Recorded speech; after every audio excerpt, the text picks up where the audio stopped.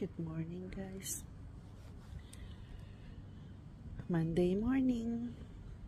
Work na naman. Back to normal. Kaya ito ang lola nyo nasa train station na naman. Early in the morning. May trabaho na rin yung aking partner. Kaya ito, train na naman. Okay. Ang lamig na naman, guys. Grabe.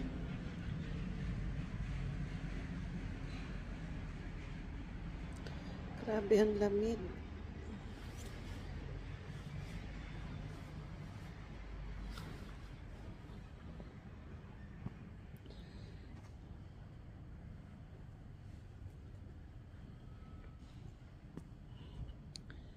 Tagal pa ng train dumating.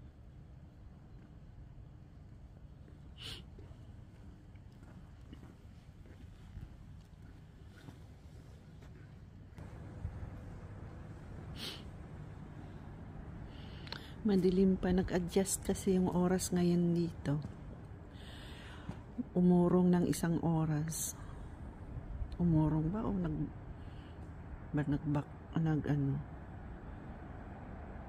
nag-backward nga.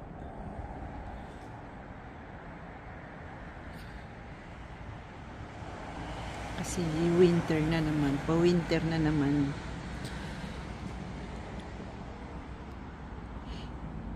Tagal ng train.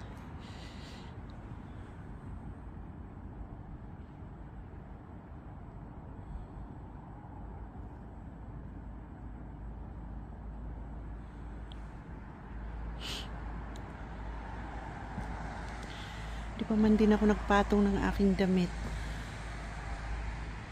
Naka-uniform lang ako. Tapos isang pang winter na jacket. Lusot pa rin ang lamig eh.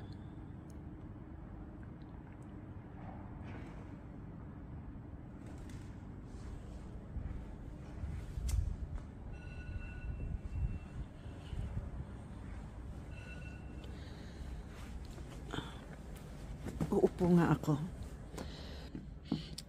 Lamig.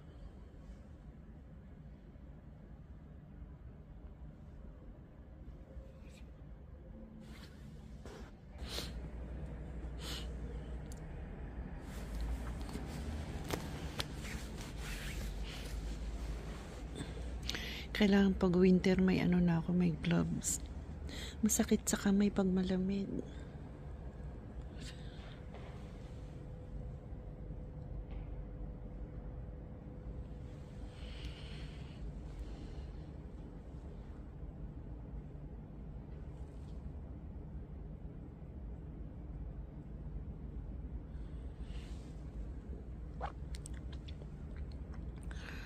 Magpa 5 na wala pa rin yung train.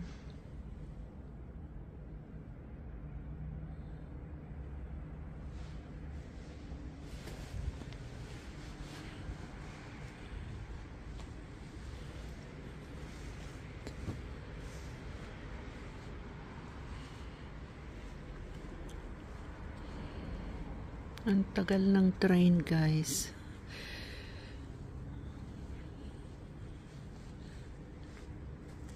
Oh, may nakikita na akong ilaw. Andyan na.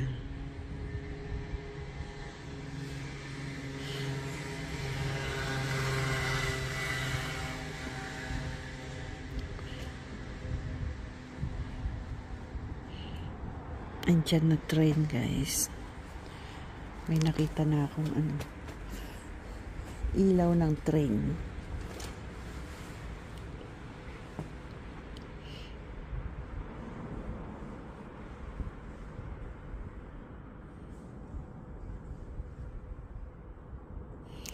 Minsan, hindi on time ang train dito.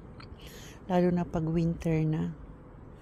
Pag nag-yellow, nagkakaroon ng yellow yung riles. Hindi sila bumibiyahe. Madulas. Kaya minsan late na.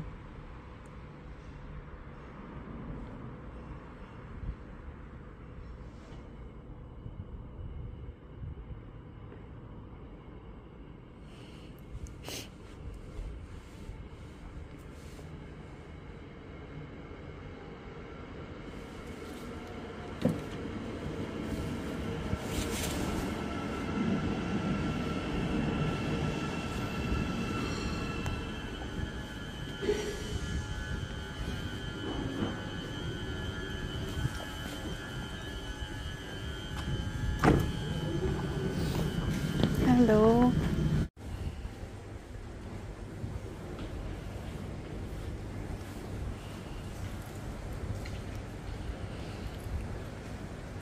Ito na nga guys. Walking na.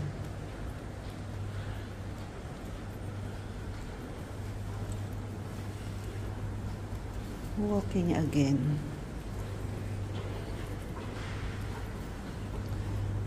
Kabababa ko lang sa train.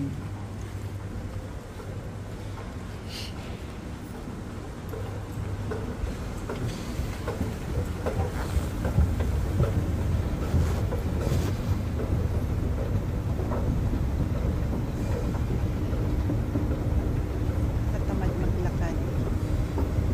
Sakay na lang ng escalator.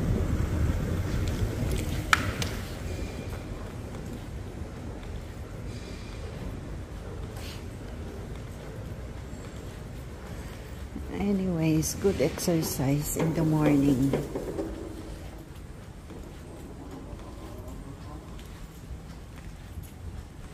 Bilib naman ako sa kanila. Ang bilis sila maglakad.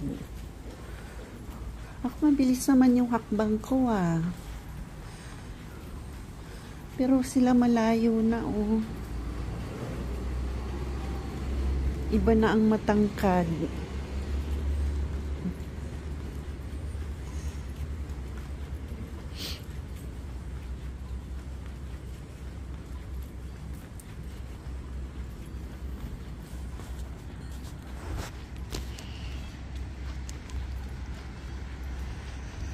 Ay, isipin na lang, dollar.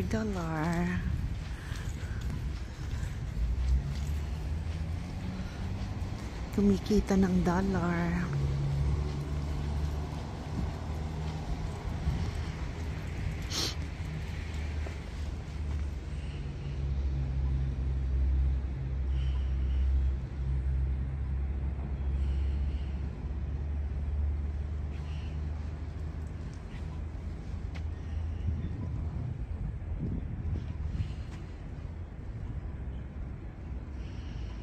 Ito ang dinadaanan ko guys every morning.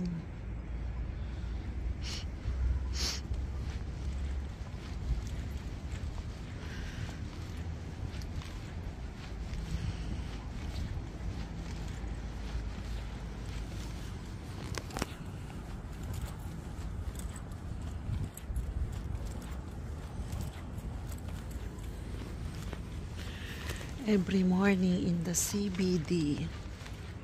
Wellington.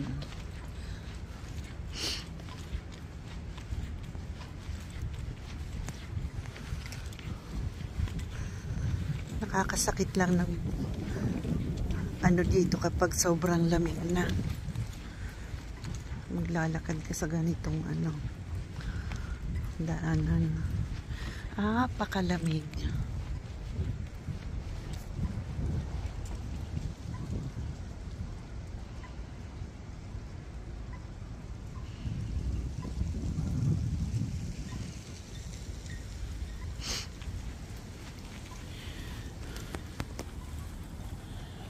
May ano dito, yung tourist bus.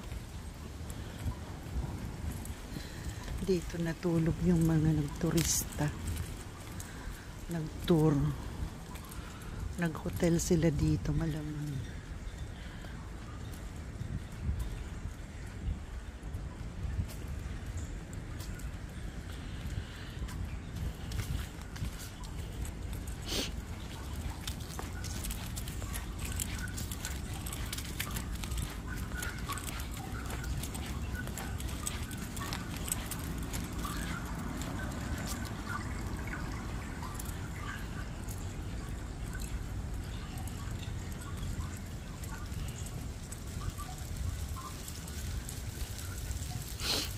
Ang lakas ng hangin.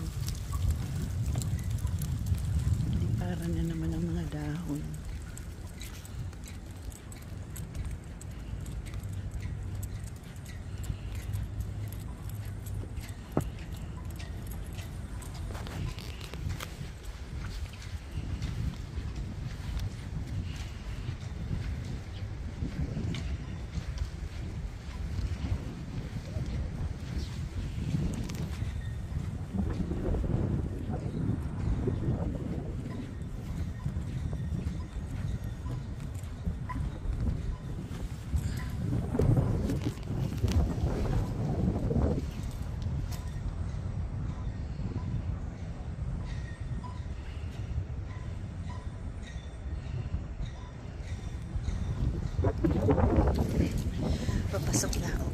Antayin ko muna.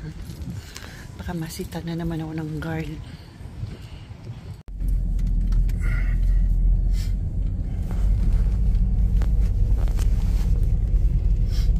Pauwi na guys.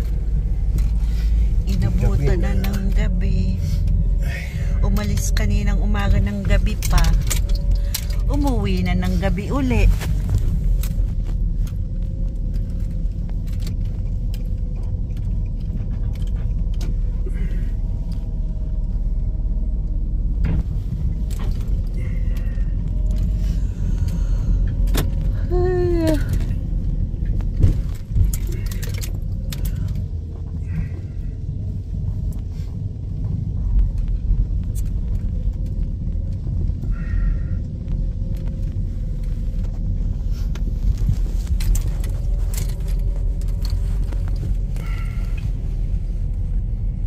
Sarado na ang Queen's Gate.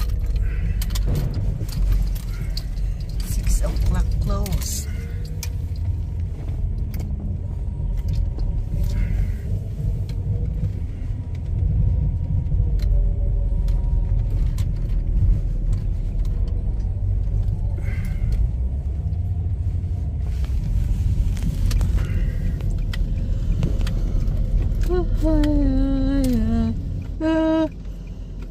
Ay, grabe ang hikab.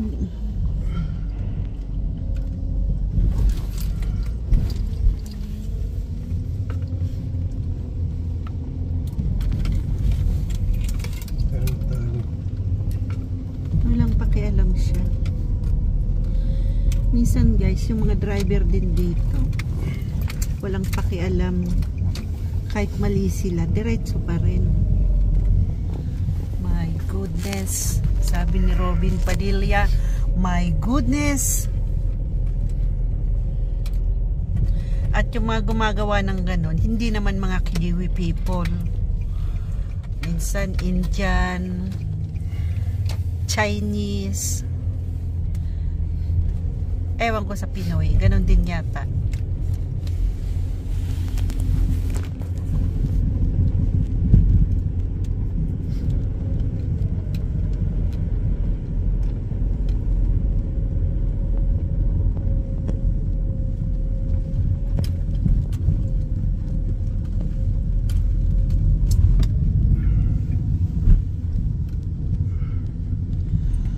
Kaninang umaga guys, ito nga yun nga sabi ko, kaninang umaga umalis sa bahay ng madilim pa, umuwi ngayon madilim na. Tama ba yung sabi ko? Parang ang labo, malabo pa sa ulap.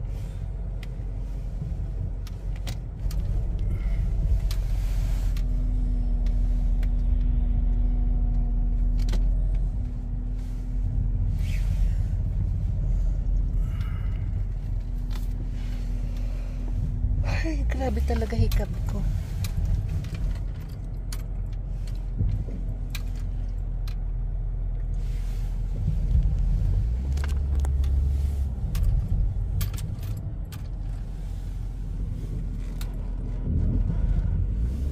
Nandiyan na naman yung sinasabi mong naglalakad do. Nakatipid siya sa gasolina. Mahirap kaya yan sa malapit lang dito. Malapit lang dito. Akala ko doon kay Lenny, papunta doon kay Lenny.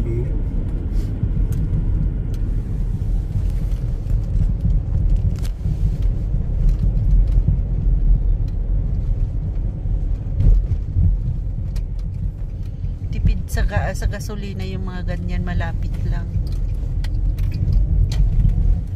Walking distance. Nakatipid na.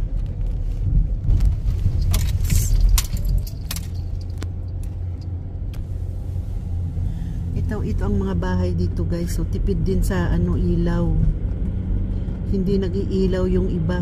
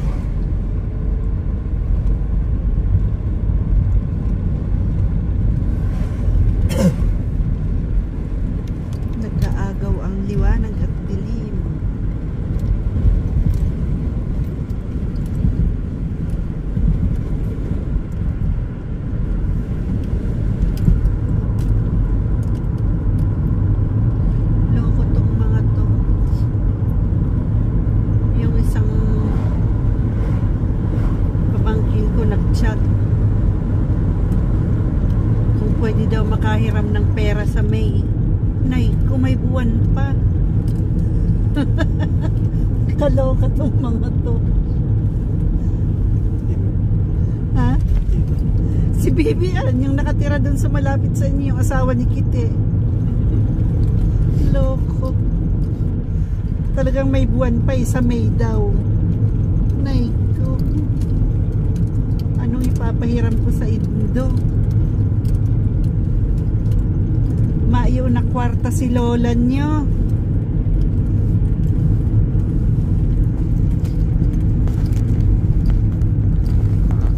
Kala nyo naman ATM ako dito eh.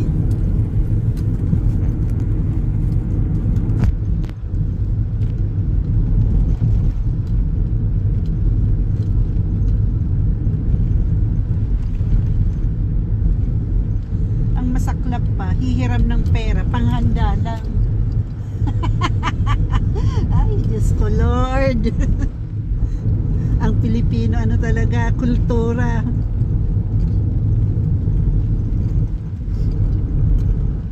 Hihiram ng pera tapos panghahanda lang pala.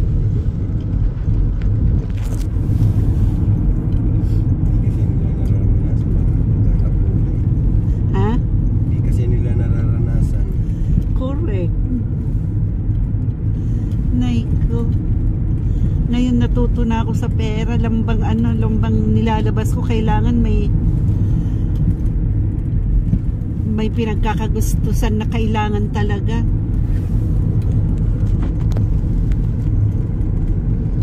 Hindi na yung bili dito, bili doon.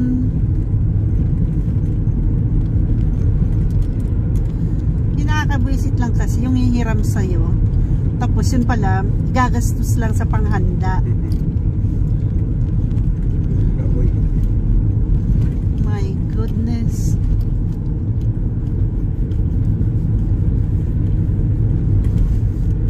Hindi maalit sa Pilipino yung ganung ugali, para lang makahanda, manghihiram, ay hindi na.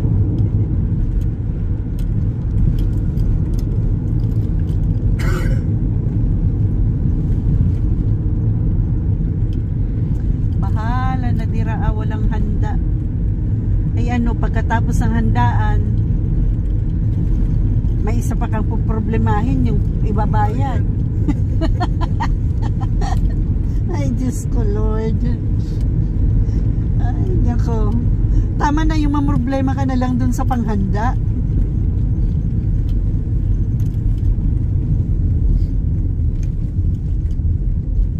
Asawa ba ni Kitty yun? Oo. Ay, Diyos ko. Nakakatawang mga...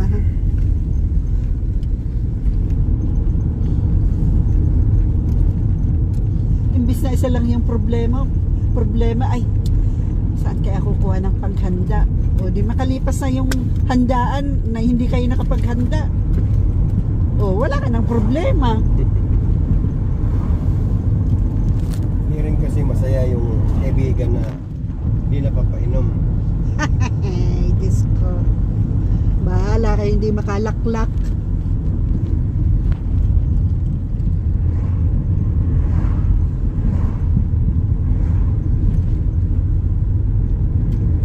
Diba guys, ang hirap nung ganun, makahanda ka lang, makapagyabang ka lang sa mga tao, manghihiram ka ng panghanda. Ang pangit. Garbuan niya yung handaan Magarbo, bongga, no?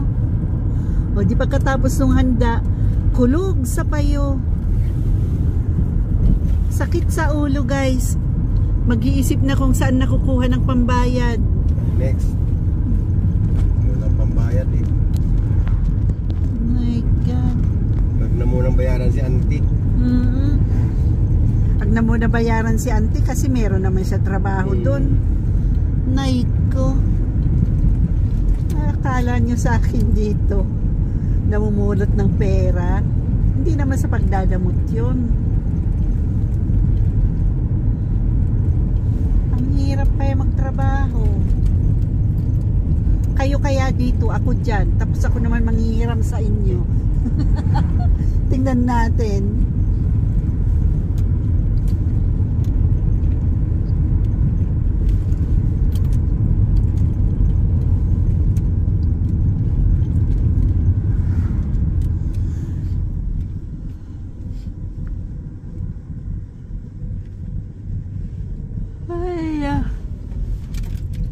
Ay, usapang utang.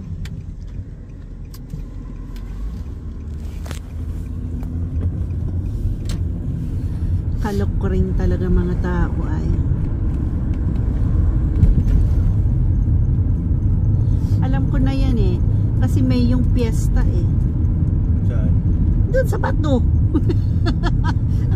Kaya nangihiram sa akin. Di ba piyesta na doon sa bato? Sabi kasi yung kasing chat sa akin, ante, pwede makahiram muna ng pera sa May. Sa May ko kailangan.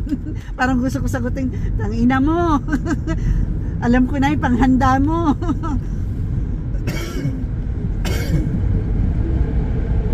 Maghahanda ka sa piyesta tapos manghihiram ka, mamiesta ka na lang. Punta ka na lang sa kapitbahay mong may handaan. Kung may tropa ka, dalhin mo doon sa kapitbahay mong may handaan. Makikain kayo. Punta kayo sa bahay. Oo. Para mag-usap-usap kayo ni Ate Silvia. Maritisan kayo ni Ate Silvia. Nakakatawang mga...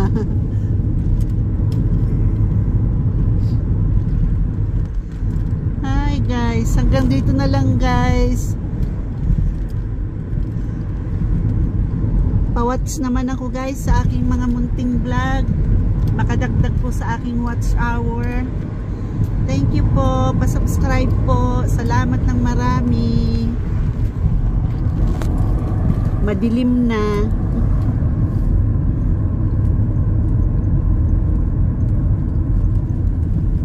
Ay, nakakapagmura talaga pag gano'n ang mag-chat-chat sa'yo eh. Parang gusto kong sagutin ng putang ina mo. Huwag ka na maghanda.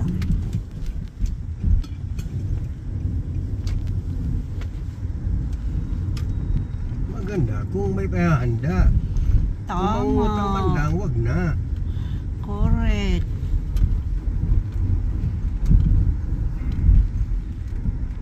Ang pista, hindi yan sa pinangutang handa. Kailangan naman yan ni Lord. Kung wala. Ay, Diyos ko. Bye guys. Baka makapagmura pa uli ako. Bye.